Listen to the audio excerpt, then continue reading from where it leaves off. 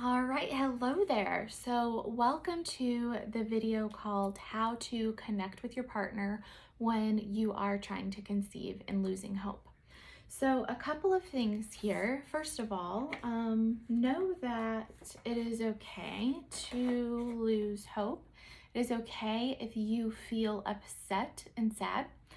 Negative feelings are always allowed, and those should be expressed to not only your partner, but also others. So the first thought here is to have one person for each of you, it has to be a different person, that you can go to and confide in, who will accept those feelings that you're expressing. And this is your choice now here.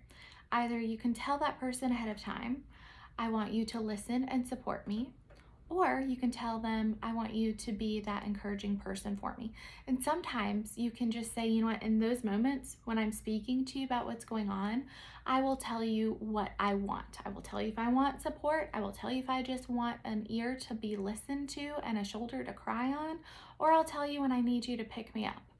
I think that those emotional connections outside of our partner are really important and special, and it really takes the pressure off of the relationship as a whole. It still needs to happen within the relationship, don't get me wrong, but there's also power in allowing other people to support you both and have your best common interests together so that you can turn to one another and turn together. So that's number one. Number two, there are a lot of card decks that you can use to build intimacy and connection. So here is my favorite brand. My husband got me into this, and they have many different editions. So this one is the amusing edition. So this one's a lot lighter. So let me just read you a card, because for example, you can get the ones that really go into some deep intimacy, which I love, but in times of stress and losing hope, you don't really want to go there. You just want to have a break from reality and you just want to have fun, right? So here's a question example from the amusing deck from the And Amusing Edition. You can find these on Amazon. You can find these at Target. They're really easy to get. So a funny question. Describe what you think I will be like at 80. And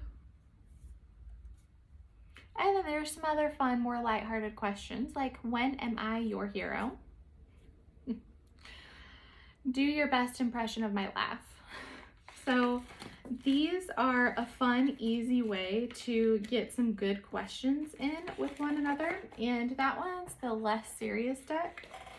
This one is a bit more serious, but it's still really good. So like one of the very first questions I just opened, when is or was your greatest fear of getting married? Let's pull out another one. What's the one thing I could do that would dramatically improve my life? So with these decks, you're both taking turns picking and answering the question, but you're both answering the question every time. So that's one idea. Another idea would be to go do something creative if you're able to, obviously depending on how COVID is wherever you live. So if you're able to go to a paint shop, if you're able to go to a make your own candle shop, if you're able to go on a river cruise during spring or summer, trying to do things that get you out of the house and get you out of your habit and your routine are really helpful. And when you do it together, obviously it's a bonding experience that you've both done and can relive and experience all over and over again. Now, second one, my husband and I both love to take poetry baths. So what that means is you take a bubble bath, get a bath bomb, make sure you have bubbles, have some water nearby too, and a towel in case you get warm so you can wipe your hands and wipe your face. And then read some of your favorite poetry. So these two are my favorite of all time. Inward by Young Pueblo, and I'm saying that wrong, I'm sure. But this one, let's see, let me pick out one.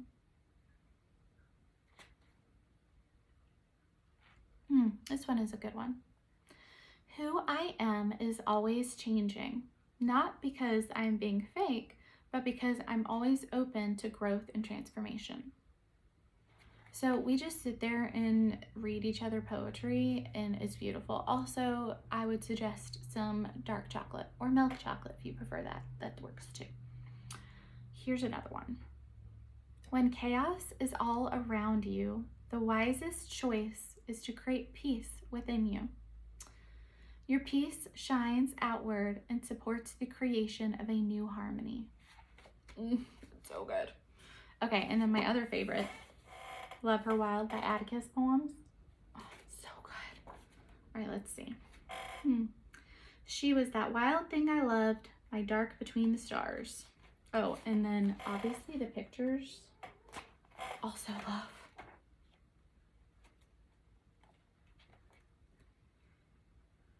Oh, this one's a really good one. It didn't matter that she fell apart. It was how she put herself back together. She beat on against his sky with forbearing wings, and with him gone, she soared into who she always was. So these little things to help keep your spirits high are honestly really more helpful than you can even imagine. Simple little things like this, and even date night boxes that you can get into your house every month are great. Another idea, thanks to COVID, is that so many places are offering virtual tours now. So what if you had a date night in and you simply went through a virtual tour together? How fun would that be? Really hone in on who you were as a couple and what kind of relationship you had before you started trying to conceive, and what were items that you guys liked to do together. What brought you both happiness and made that relationship a little bit more connecting and cohesive, because you do have 3 different parties in the relationship. You've got one partner, and then the energy that you create together, which is the relationship energy. So that bubble in the middle, that's the relationship energy, what keeps that fed and well nourished for you guys, and then continue on that. And perhaps even having a journal would be helpful so that you can jot those things down and keep that journal and go back to it. All right, well, thank you so much for watching.